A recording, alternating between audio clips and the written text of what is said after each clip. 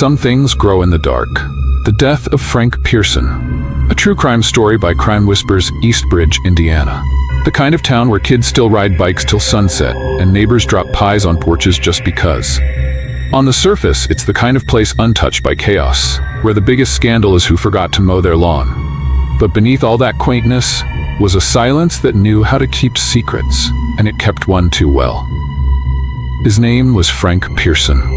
Click the subscribe button now to join us on Crime Whisper. Turn on your notifications and leave a like. You wouldn't have noticed him if you walked past. Mid-40s, worn flannel shirt, calloused hands from years spent coaxing life from the earth. Frank had lived alone on North Road for 15 years, in a modest house with peeling paint and a backyard that looked like something out of a gardening magazine.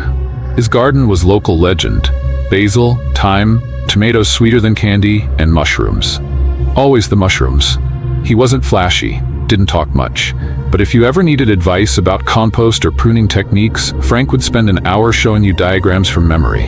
Quiet, kind, and unfailingly consistent, until one morning he didn't wave from his porch. Until one morning, his body was found in a ditch. It was a jogger who made the 911 call. Shaky voice, short breaths. There's a body. It's in the ditch on North Road. It's a man, no shirt, just sweatpants. He looks dead. And he was. Frank Pearson, found face down, shirtless, shoeless, sweatpants clinging to damp skin, no visible injuries, feet clean. He hadn't walked there, no ID, just a lifeless figure in the stillness of early morning fog. Enter Detective Mara Cross. Cross wasn't one for dramatics, but even she felt something different when she arrived at the scene. A weight in the air, a tension like the trees were watching. This wasn't just a dump and run, she muttered to Officer Casey Maduka, her young, eager partner. This was meant to look simple, but it's not. The body gave no obvious clues, no wounds, no broken bones, just silence, until the autopsy. It wasn't blood loss, it wasn't trauma, but in Frank's stomach, mushrooms, nearly undigested, and that changed everything. The Garden of Shadows. Frank had no enemies, no history of drug use, no financial trouble. Just dirt under his nails and a calendar filled with gardening expos and seed exchanges. But when Cross visited his home, the garden whispered things she didn't like. Rows of mushrooms, perfectly cultivated, sat behind the house in tidy semicircles. Some were edible, some weren't. Officer Casey bent down and read the labels pinned into the dirt. Inacaibe, Gallerina, rare fungi, beautiful, deadly. Someone knew what they were doing here, Cross said, or thought they did. Neighbors confirmed Frank had recently hosted a dinner. Something small, private. One guest, Melinda Sharp. The herbalist Melinda Sharp was Eastbridge's resident wellness guru, a yoga teacher with a following, a blog called Lunar Cleanse, and a personality that could charm bees out of their hives. Her home smelled like sandalwood. Her kitchen was organized like a set. Books on Eastern medicine lined the shelves. Dried herbs hung in bunches from the windows. She smiled when detectives arrived. Yes, I had dinner with Frank. It was beautiful. He made this earthy mushroom soup, and I brought wine. We were celebrating his garden's transformation, she said with a serene, meditative calm. But Cross noticed the performance. Too perfect, too smooth. She asked about the mushrooms. Oh, Frank was very knowledgeable, Melinda said.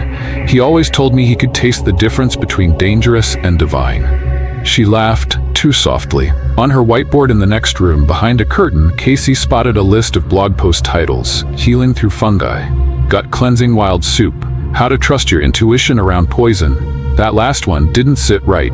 Surveillance and Secrets. Casey followed up on a tip from a neighbor. A man walking his dog around 2 a.m. saw a car idling down the road from Frank's house. Not moving, just waiting. They pulled footage from a traffic cam. A dark SUV, 3:03 a.m., parked, headlights off.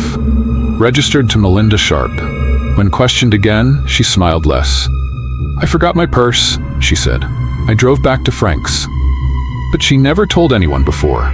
Didn't call 911, didn't knock on his door, didn't mention returning until she was confronted with proof. Her story was cracking. The cracks were only beginning. Poison without a trace.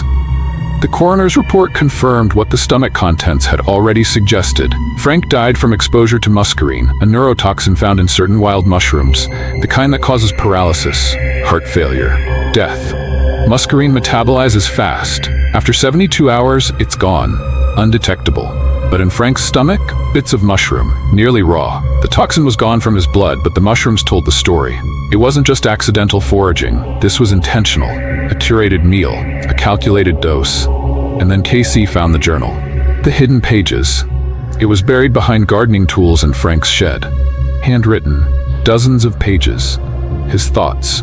The last entry. Melinda says these mushrooms will change how I see. She brought lavender cake and wine. The soup is bitter, but she says it's truth in a bowl. I want to believe her, but something feels off. Another dated days before. She wants me to come to her retreat. Says I need to unearth my soul. But there's something in her voice, something sharp. I'm not sure if she wants to heal me or study how I break.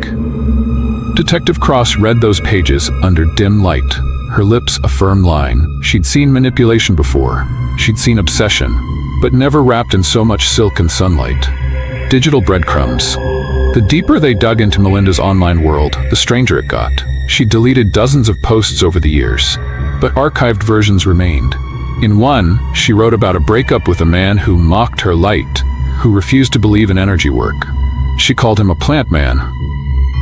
Frank? Internet sleuths, fueled by whispers of murder, uncovered her recent search history.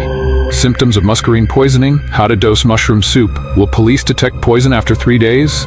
Still, it wasn't enough. No fingerprints, no eyewitness, no confession. Just breadcrumbs and bone-deep instinct. A town in shock. Eastbridge had never seen a case like this. Neighbors who once praised Melinda's garden tinctures now avoided her. Parents pulled their kids from her yoga classes. Her blog went quiet. Her studio closed. At the farmer's market, whispers bloomed like weeds. She always wore white, like a priestess. She said mushrooms could reveal the truth. Frank's funeral was small. No family, just a few neighbors and Detective Cross, standing alone in the back. She said nothing. Just watched the casket lower into the earth he once cultivated. No arrest, no closure. Melinda was never arrested. There wasn't enough. But her life? Unraveled. She left Eastbridge without a goodbye. Her accounts vanished. Her house sold fast. Her garden bulldozed. Frank's house remained empty for a while. Then, bought by a young couple unaware of what had happened there. They ripped out the mushrooms, planted roses instead. But sometimes, flowers don't forget. The legacy behind the Eastbridge police station, there's a memorial stone. Simple, weathered, easy to miss. It reads, "Some things grow in the dark." Detective Cross still keeps Frank's journal in her desk drawer. She says she rereads it sometimes. Not for answers, but for reminders. People assume danger makes noise, she once said in a rare interview. But sometimes it comes with a glass of wine, a soft voice, and a bowl of soup. Officer KC was promoted within the year. Now a detective, he walks North Road every few weeks. Just to remember, just to listen. Because even now, long after the case went cold, that patch of earth where Frank Pearson died still feels like it's holding its breath. If you were listening closely, really closely, this case wasn't just about a body in a ditch. It was about obsession wrapped in wellness, trust disguised as light, and a truth that grew from the ground, slow, silent, and deadly. Thanks for watching Crime Whisper. If this story gripped you, like, comment, and subscribe for more disturbing true crime that lurks in plain sight. Because out here, whispers speak louder than screams.